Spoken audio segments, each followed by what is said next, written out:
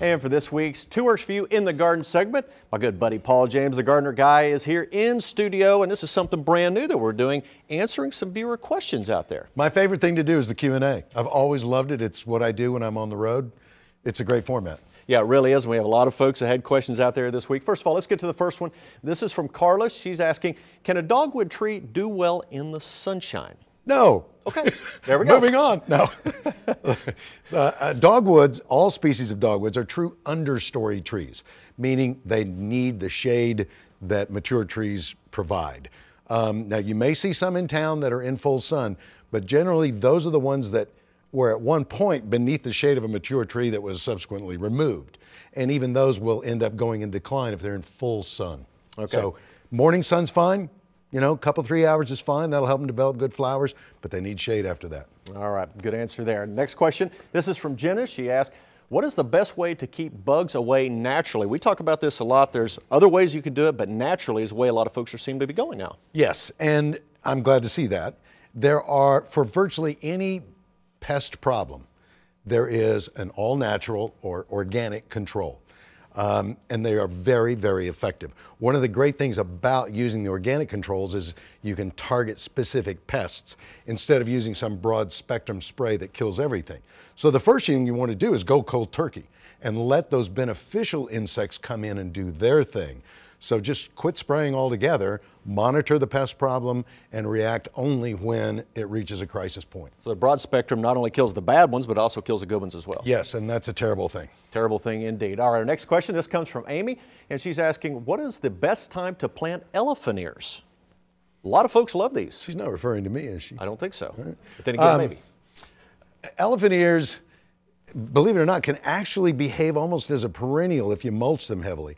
So now's a perfect time to go ahead and plant them. In fact, today is one of the greatest days to garden Taft because your forecast, it's a beautiful day. You can plant all you want, and then we're going to get rain, which is going to soak all those plants. They're going to love it. Yeah, perfect timing on that indeed.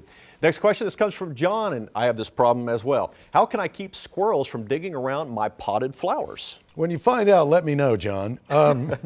You know, squirrels are, first of all, they're very smart, but they're very difficult to control. I once got this book one time, and it was said, all the ways to control squirrels in the garden. And I read the thing in one sitting, and at the end it said, so in conclusion, there's really no way to keep squirrels out. It's just really difficult to do. There are some repellent products on the market.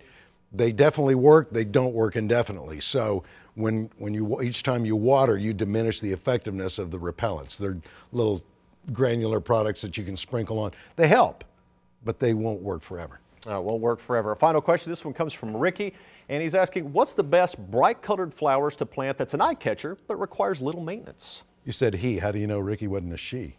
I was just guessing. I had a 50-50 on that one. If it was a she, I apologize. Well, Ricky, you know, within the perennial world, you can't beat daylilies. Daylilies are one of the most carefree, low-maintenance flowers that you can get. And there's tons of different colors available, different sizes. There's some dwarfs, there's some more full-size ones. But, you know, it's just hard to beat. Another one that I'm real excited about are the salvias, the sages. And autumn sage is one in particular that just keeps on blooming. And they're different colors and very carefree, virtually no maintenance. Now, if Ricky wants to plant some annuals, then you can always go with the petunias, like the bubblegum petunias, the wave petunias, million bells, lantana. There's lots of different stuff that, you know, every plant has that establishment period. Once you get it in the ground, you still have to water it that first year to get it established, except for annuals. And then beyond that, these are plants that walk away. I mean, they'll just keep coming back year after year. Yeah, it has some great flowers indeed. Thank you, sir, for coming in this morning. Are we done? We are finished. I could handle 8 or 10 more questions. All right, I'll have some for you after the show. Okay, thanks. All right, well, if you weren't able to write down all these tips, you can always rewatch all of our garden segments at kjrh.com. Will? Taft and Paul, thanks so much. Love you guys.